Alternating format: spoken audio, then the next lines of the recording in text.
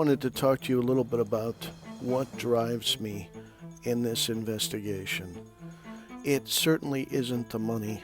I still have yet to see my first dollar profit from 3.5 years of work in this investigation. And not likely to see the first dollar profit anytime soon. It's cost me tens of thousands of dollars to investigate these murders. And honestly, it hasn't been a good result so far. With Russell Poole, and what really drives me is my guilt.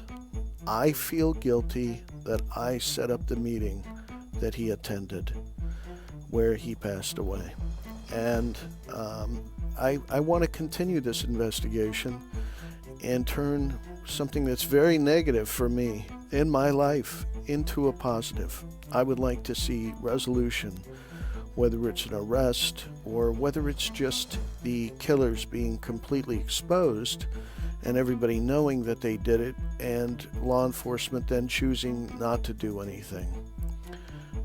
One thing that recently happened, I recently had, because of this crowdsourced investigation, I had one of the good guys, a good cop, reach out to me.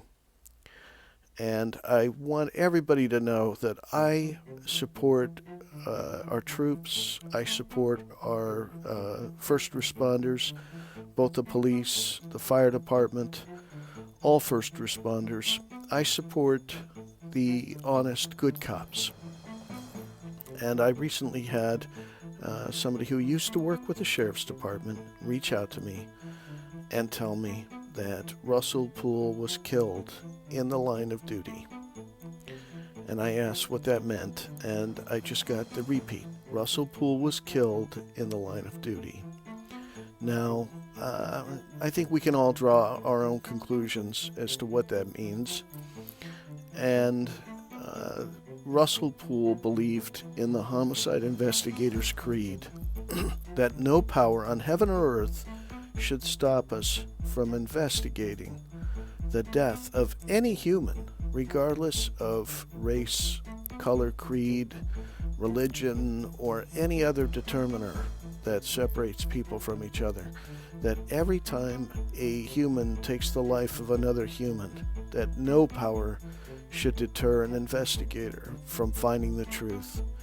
And I think that that's what I'd like to see happen. Russell Poole honored that homicide investigator's creed, even though he no longer had a salary coming in from the LAPD.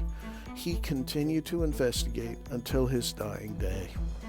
There are some myths surrounding his death, which I'd like to clear up.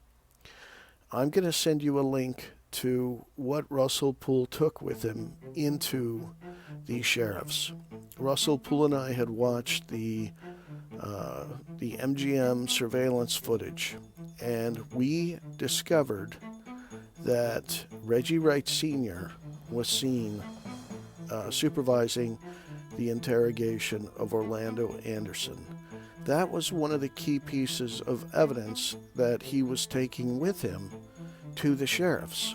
So not only was he going there to talk about the sheriff corruption in the Suge Knight case, but he was also there to talk about Reggie Wright Sr. being caught on the surveillance tape supervising the Orlando Anderson incident. And I will include a link to that in the show notes. He was also taking the 45 Tupac murder facts that he and I had written, and he was taking my letter to Police Chief Charlie Beck that I never received a response from him. And he was also going there armed with the information that Suge Knight had verified that Snoop's cousin was one of the shooters, that the Patton brothers were the other shooters, and that this was an attempt to not only kill Tupac, but also to kill Suge Knight to take over Death Row Records. And that was a meeting that I set up. What's curious about that is it took about 3 weeks to get the meeting. We knew 3 weeks ahead of time that meeting was going to happen. And just a couple hours after the death of Russell Poole, Reggie Wright Jr. is out doing his thing, gloating about the death of Russell Poole. So he knew about it minutes after it happened. And the other thing that's kind of curious is that Greg Kading knew 3 weeks ahead of time that there was a meeting scheduled. So there is a direct leak from the LA County Sheriff's Department to both Reggie Wright Jr. and Greg Kading. Things that we were told were going to remain confidential did not remain confidential. And that's part of what we experienced with this meeting. And obviously, Russell Poole died in that meeting, highly suspicious. I appreciate those good law enforcement officers that are reaching out, because I think there is still predominance of good law enforcement officials that are both in the FBI and the sheriffs, the LAPD.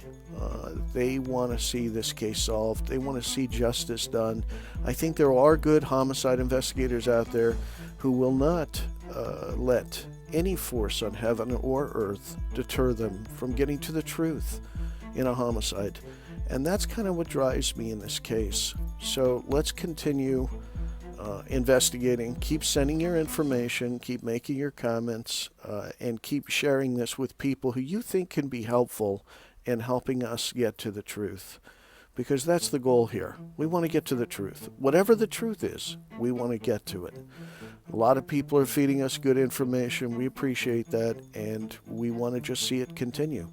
I'd still like to see more documents on the Rampart scandal. Appreciate the documents that have already been sent. And I've got a few things that are going to be coming up that we can talk about. So let's continue the search for the truth.